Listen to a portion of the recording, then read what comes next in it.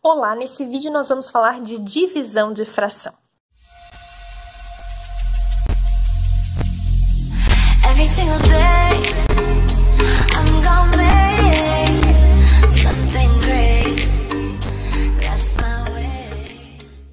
No vídeo anterior, nós já trabalhamos com multiplicação de fração. Então, a gente já viu que uma multiplicação de fração a gente faz da seguinte forma. Por exemplo, 2/3 vezes 1/5.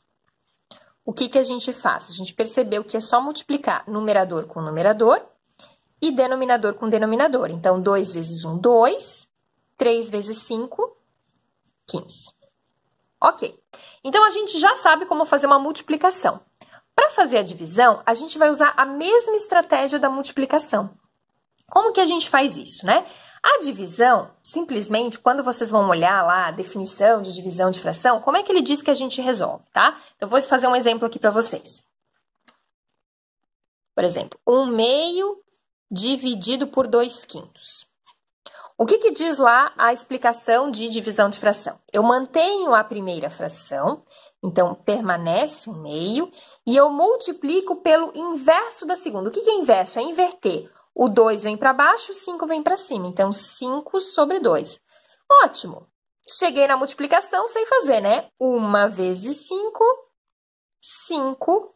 2 vezes 2, 4. Então, usando essa estratégia, eu consigo resolver qualquer divisão de fração. Mantém a primeira e multiplica pelo inverso da segunda. Ok. Mas por que isso funciona? Vamos tentar entender de onde que vem isso? Vamos lá. Vamos começar a fazer conta fácil, tá? Então, olha aqui, ó. 2 dividido por 1. Quanto que é 2 dividido por 1? É 2. Quanto que é 157 dividido por 1? 157. 1.314.276 dividido por 1. Quanto que é? 1.314.276. Percebam que divisão por 1 é muito fácil. Permanece sempre o numerador, né? O número que está em cima. Então, é essa lógica, essa estratégia que a gente utiliza numa divisão de fração. Olha só, aquela divisão que a gente fez antes, que era 1/2 dividido por 2/5, eu vou escrever ela de outra forma. Eu vou escrever aqui, ó, 1/2 dividido por 2/5, ok? Eu posso escrever tanto daquela forma com o símbolo de dividido, como eu posso escrever com essa barra maior aqui. A gente percebeu que o quê? Quando eu faço divisão por 1, o que resulta é o que está em cima, é o numerador. Significa que se eu fizer 1/2 dividido por 1, o que vai me resultar é 1/2. Então, como que eu faço para esse 2/5 virar o número 1? E aí, eu consegui resultar só o que está no numerador. Bom, para eu resultar esse 2/5 e 1, basta eu multiplicar esse número pelo seu inverso.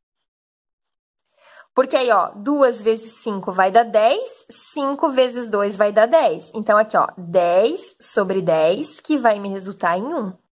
Então, eu acabei ficando com o número 1 no denominador.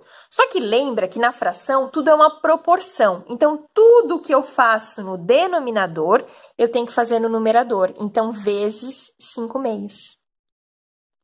Então, percebam da onde que vem aquela história que eu mantenho a primeira fração e multiplico pelo inverso da segunda. É porque eu não estou mais trabalhando com essa parte aqui de baixo. Eu simplesmente estou usando só a parte de cima, ó. Porque aí o 2/5, o inverso era o 5/2.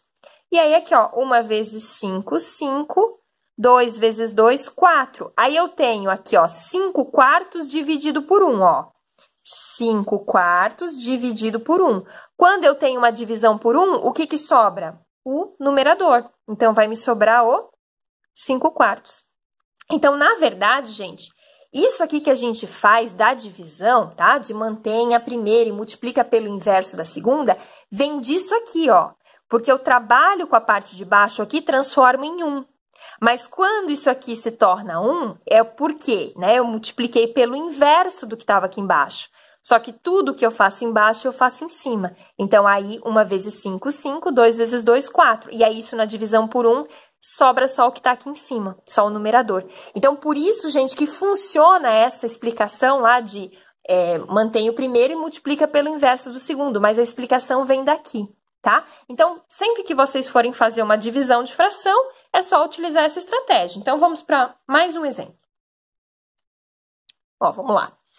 5/3 dividido por 2/5, por exemplo. Lembrando, né? Posso tanto escrever com essa barra maior quanto com aquela divisão, né? Eu poderia ter feito aqui, ó.